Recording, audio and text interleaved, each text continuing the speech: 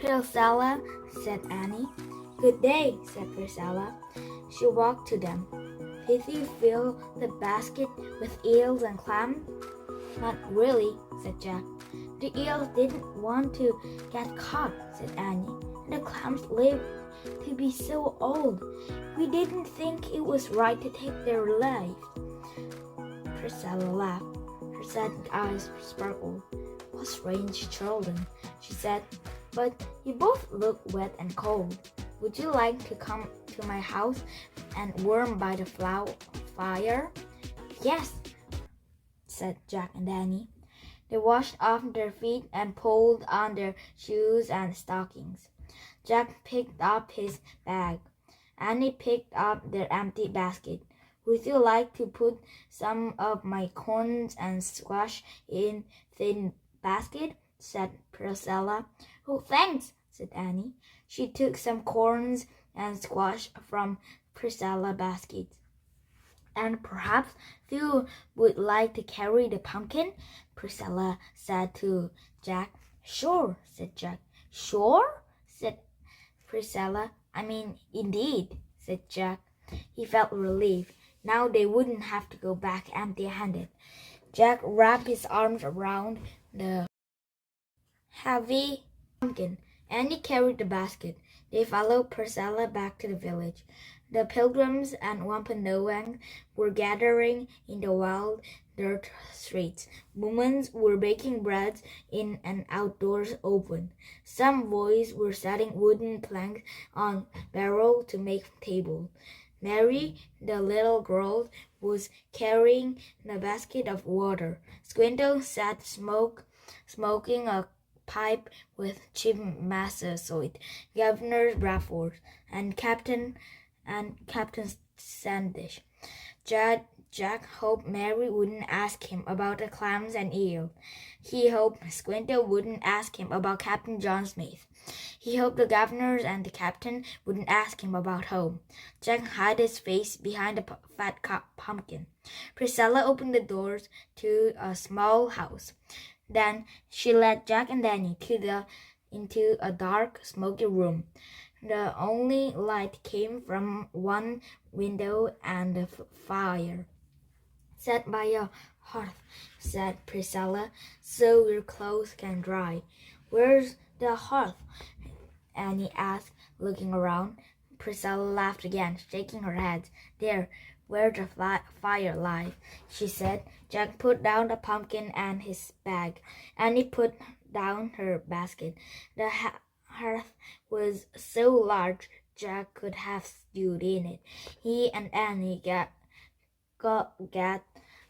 as close as they could to the warm crackling fire.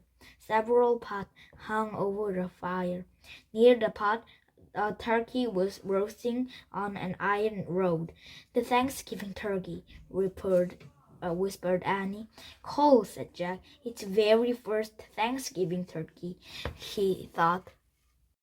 Would you please stir the corn pudding first through art drying? Asked Priscilla. She pointed to one of the pots. Indeed, said Jack. Priscilla took a wooden spoon out of the jugs of water near the hearth. She gave it to Jack. He put it into the thick, bubbly pudding and stirred. I must gather nuts, said Priscilla.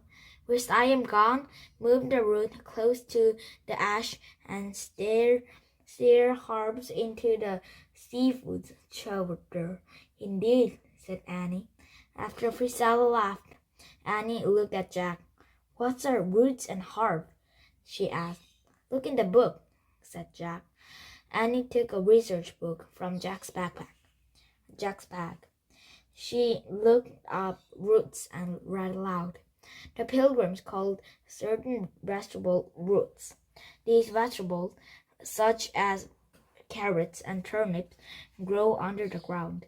Ah, said Jack. He picked up some carrots and turnips near the hearth and moved them close to the hot ash. Next, Annie looked up herbs. She read aloud. The Pilgrims called leafy vegetables that grow above the ground herbs. They made salad with herbs. They used dried herbs to flavor soaps and seafood chowder. Jack saw some dried plants hanging from the rafters. These must be the herbs, he said. Andy broke off the leaf and sniffed it. That smells good, she said. She leaned close to the one of the pots. And that must be the seafood chowder. It smelled like the ocean. She crumbled the leaf into the chowder. She looked another spoons from the jug of water. She and Jack both stirred pot. Good work, Priscilla said as she stepped back into the room. Jack smiled. The fire had made him hot and sweaty. The smoke burned his eye, but he didn't mind. Finally, he felt useful. Priscilla put some walnuts close to the fire. Squinto taught us which nuts are good to eat, she said. Squinto taught Flea a lot, said Annie. He saved our lives, Priscilla said quietly. Last winter we were cold and hungry. Half our people died. Annie gasped. How? She said. Sickness, said Priscilla. Fever took my brother, my mother, my father, and my brother. Her eyes were bright with tears. No one spoke. The sounds of the crackling fire filled the room. Then Annie put her arms around Priscilla. We're sorry, said Annie. Yes, we are, said Jack. Thank you, Priscilla said with a sad smile. "'Tis a terrible winter, but we never gave up hope. And now, God be praised, we have had a good harvest, and we have peace with our neighbors." In the glow of the firelight, Priscilla was beautiful, Jack thought. Not only was she kind, but she was incredibly brave as well. Come, she said. She wiped her eyes and stood up. Something special is about to take place. Would you like to watch? Sure, indeed, said Annie. She and Jack jumped up and followed Priscilla outside. Chapter 7. Arms Exercise. Priscilla led Jack and Annie away from the village toward the large field. The Pilgrims and Wampum. Why do they exercise their arms? Jack wondered. Why'll they expect me to join in? As he hurried after Priscilla toward the crowd, Jack practiced. He stretched his arms out wide. He made circles in the air. Then he flapped his arms up and down. Priscilla caught sight of him. What thought you doing, Jack? She asked. Exercising my arms, he said. Priscilla smiled. Then she started to laugh. She laughed and laughed. So did Jack, but he wasn't sure why. A loud bang came from the field. Jack jumped. He stopped laughing. The puff of smoke rose into the air. As the crowd parted, Jack saw the Pilgrim men and boys proudly holding up their long guns. What's just happened? Said Annie. The men fired their muskets, said Priscilla. On special occasions, they like to show off their arms. Oh, thought Jack. Now I get it. The long guns are muskets, which are also called arms. So exercising arms means firing muskets. Jack blushed. Priscilla must think I'm an idiot, he thought. But she just smiled at him fondly. I think 3 for making me laugh, Jack, she said. I have not laughed hard in a long time. Jack shrugged, as if he had meant to make her laugh. It is time now to serve our feast, said Priscilla. I must help with the bread. What can we do? Asked Jack. Return to my home, said Priscilla. Take the turkey off the spit, put it on the platter, and bring it to a table. Oh, great. We've got to help with the turkey, said Annie. I always help with the turkey at home. Good, said Priscilla. Makes you feel my home is their home today. Jack was excited too. He and Annie were about to serve the first turkey at the first Thanksgiving.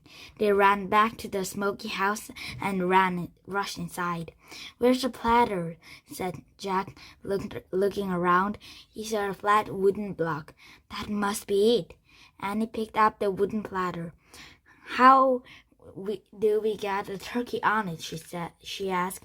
They moved close to the fire and stared at the turkey roasting on the iron rod. That must be the split, said Jack. The split sat on the iron leg. It had a handle. Jack pushed his glasses into place. I'll lift the split, he said. Then we'll push the turkey onto the platter. Be careful, said Annie. Jack reached out to wrap his fingers around the handle of the iron split. Ow! He shouted. The handle was super hot. He yanked his hands away and knocked the split off his legs. The turkey fell into the fire. The grease from the turkey splattered and popped. The turkey burst into flames. The fire roared. Ah! Yelled Jack and Danny together. They jumped back from the hearth. Jack grabbed the water pot on the floor. He threw water into the fire. The fire sizzled and smoke billowed up. When the smoke cleared, the fire was out, but the turkey was completely black. Chapter 8. The Feast.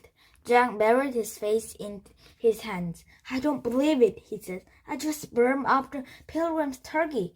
Stay calm, he said Annie.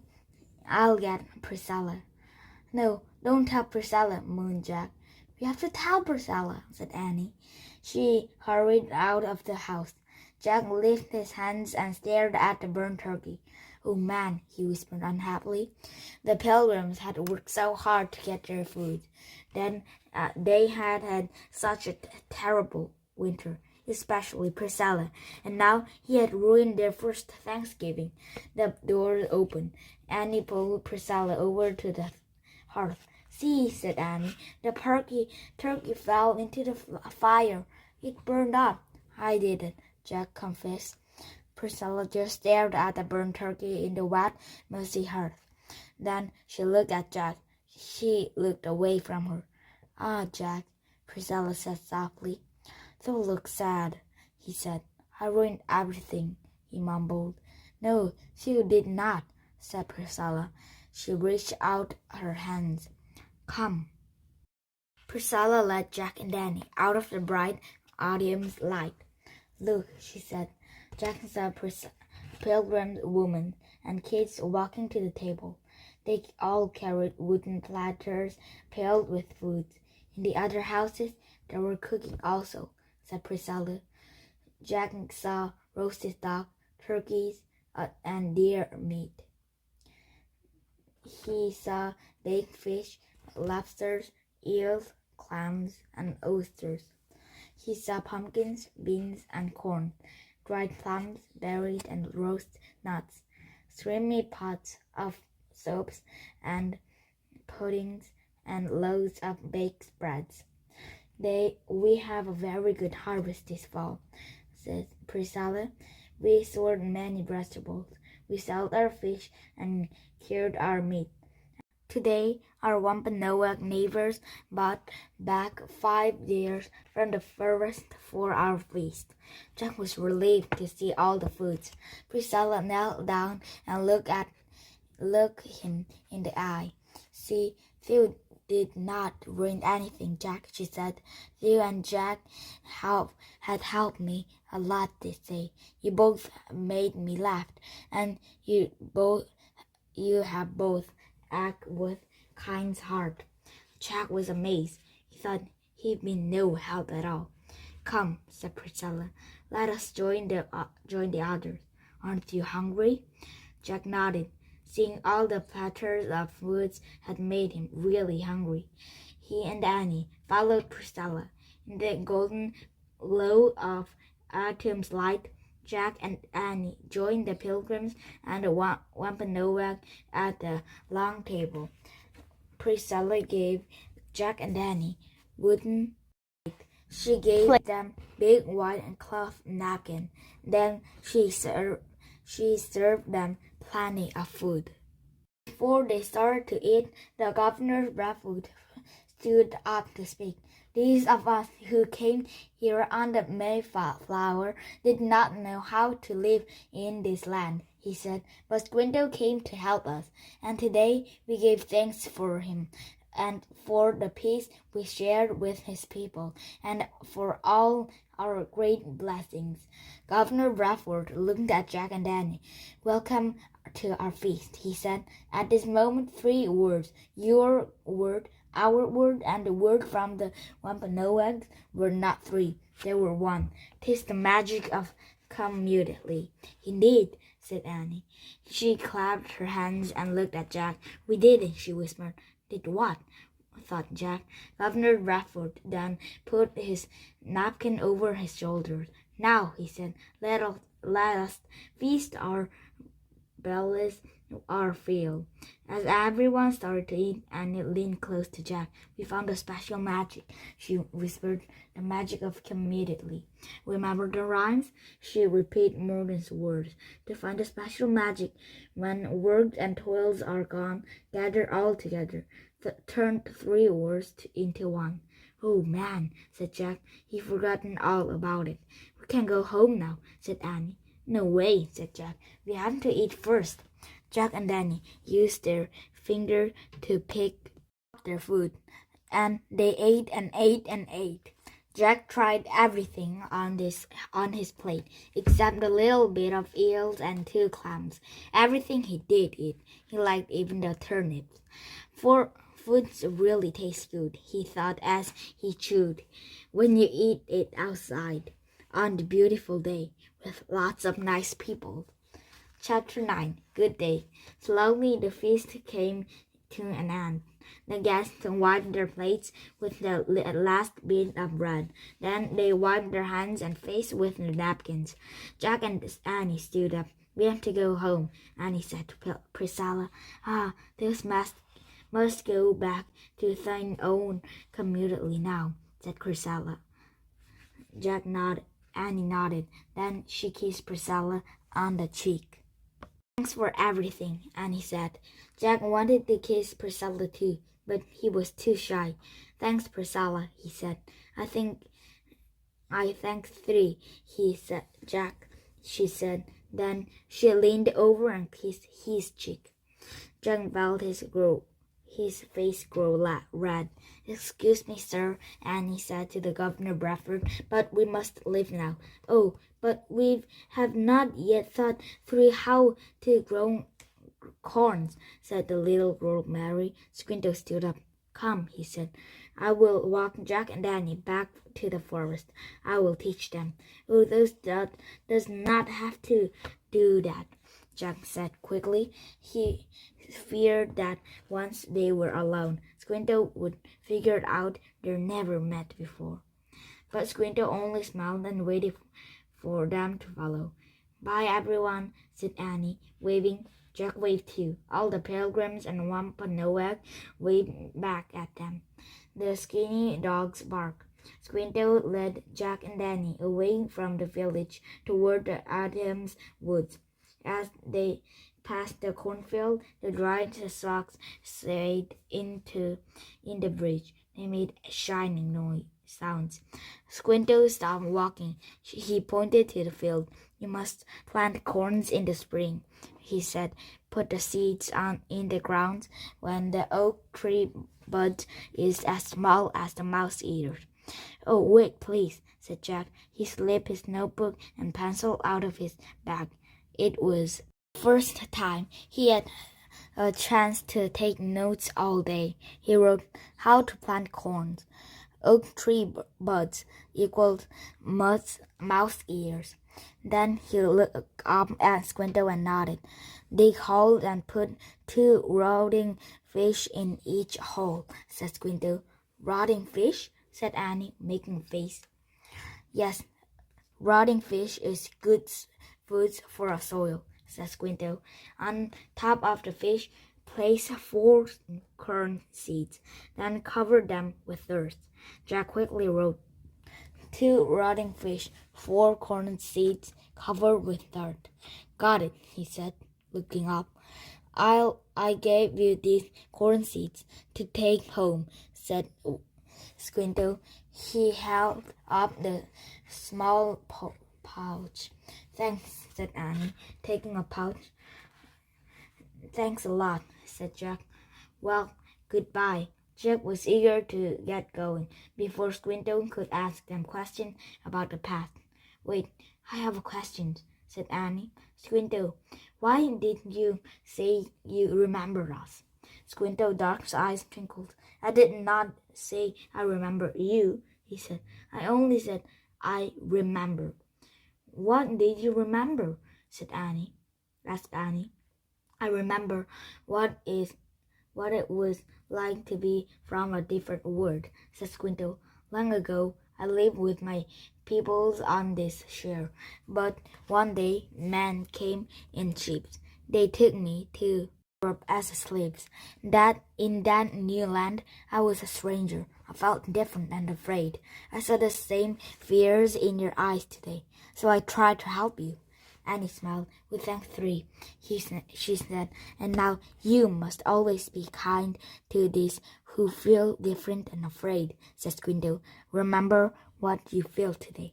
Indeed, said Jack. Before closing his notebook, he added one last thing. Be kind to these who feel different and afraid. Squinto bowed. Good day, Jack and Annie, he said. Good day, they said.